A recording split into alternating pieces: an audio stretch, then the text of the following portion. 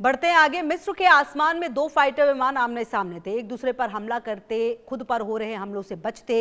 एक तरफ फ्रांस का राफेल तो दूसरी तरफ चीन का J-16। चीन और मिस्र के ईगल ऑफ सिविलाइजेशन सैन्य अभ्यास के दूसरे चरण में 22 अगस्त से युद्धाभ्यास चल रहा है और 24 अगस्त को पहली बार चीनी J-16 ने राफेल के साथ आमने सामने की हवाई लड़ाई का अभ्यास किया। यानी J-16 और राफेल के बीच की मिलिट्री ड्रिल किसी युद्ध से कम नहीं था। एक और चीन के J-16 गरज रहे थे तो दूसरी ओर राफेल जेट्स। चीनी PLA की ओर से जारी फुटेज में दोनों विमानों को बेहद करीब से मैन्यूवर करते दिखाया गया। चीन और मिस्र के बीच साझा सैन्य अभ्यास में J-16 और राफेल जेट्स ये कोई सामान्य फॉर्मेशन फ्लाइट नहीं थी, बल्कि वास्तविक युद्ध जैसे हालात में डॉग फाइट की ट्रेनिंग थी।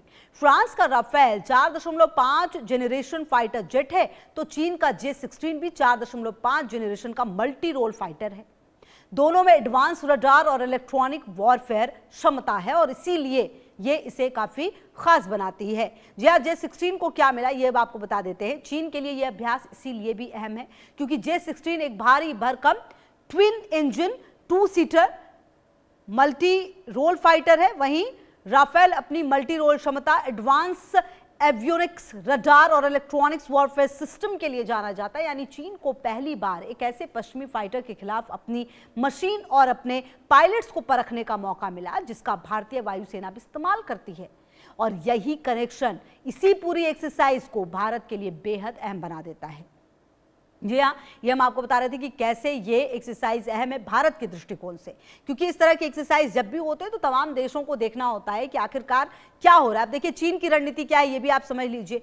चीन पर पश्चिमी और रूसी सैन्य तकनीक की नकल और रिवर्स इंजीनियरिंग के आरोप लंबे समय से लगते रहे हैं।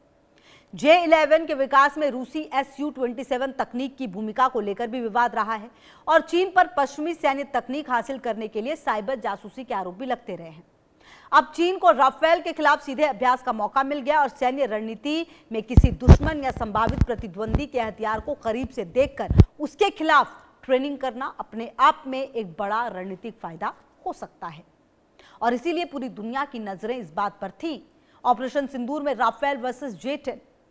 ऑपरेशन सिंदूर के बाद चीन के लिए राफेल की अहमियत और बढ़ गई है क्योंकि भारत के राफेल और पाकिस्तान के चीनी J-10 फाइटर पिछले साल की लड़ाई में आमने सामने थे।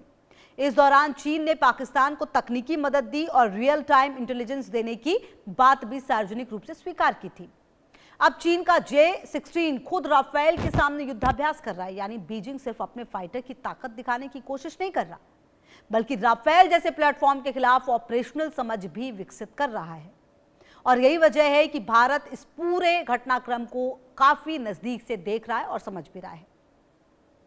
हालांकि मिस्र में उड़ रहा राफेल भारतीय वायुसेना का राफेल नहीं थे। भारतीय राफेल में भारत विशेष अपग्रेड और हथियार प्रणालियां हैं जो दूसरे देशों के राफेल से अलग हैं। इसीलिए मिस्र के आसमान में हुई ये डॉग फाइट भारत के राफेल की पूरी क्षमता का परीक्षण नहीं मानी जा सकती।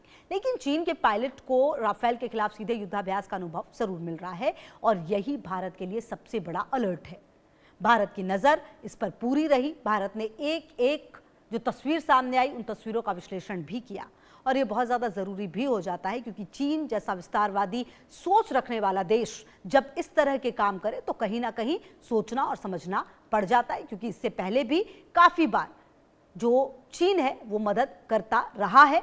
और ऐसे में अब एक बार फिर आपको बता दें कि एक तरफ J-16 और दूसरी तरफ राफेल, और कहीं ना कहीं चीन का ये जासूसी गेम जो है वो सबके सामने आता हुआ नज़र आ रहा है। और आने वाले समय में देखना ये भी होगा कि किस तरह की रणनीति के साथ चाइना और आगे बढ़ता है और तस्वीरें जो हैं वो देखने को मिलती हैं। हालांकि इस तरह के युद्धाभ्यास दो देशों के बीच होते हैं।